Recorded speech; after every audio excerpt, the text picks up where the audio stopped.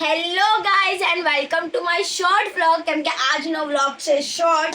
સો આજે મારા ઘરે આવી રહ્યા છે ખાસ મહેમાન ગુજરાતથી. તમે પોસ્ટરમાં જોયું તો તમે લોકો ઓળખી જ ગયા હશો.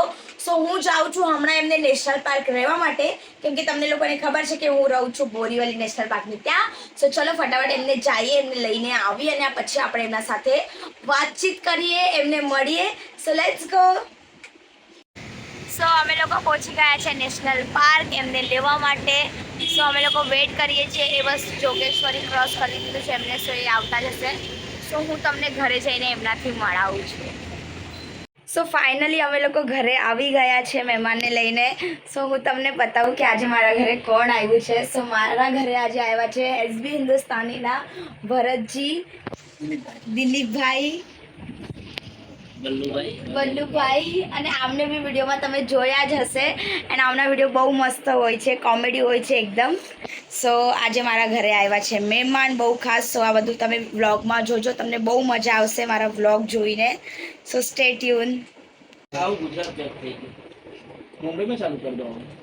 मुंबई चालू कर दो. मुंबई में तो गाड़ियों ने आते છે બધી લક્ઝરી જોઈએ, પણ હજુ ગુજરાત જ પહોંચી જઈને વળતા રમવું. એ વાત સાચી. હા, તાત્કાલિક બીજી પાછું 21 કરો ને તમે 21 એનથી વધારે થઈ જાય, ડાયરેક્ટ 10 MB થઈ જાય. 117 GB જેવું થાય મારું. 117 GB તો વાપરે. ઘર જરૂરિયાત વસ્તુ બધી લાગે. આખી કીટ બની જાય. આખી કીટ જ બની હા, જાય.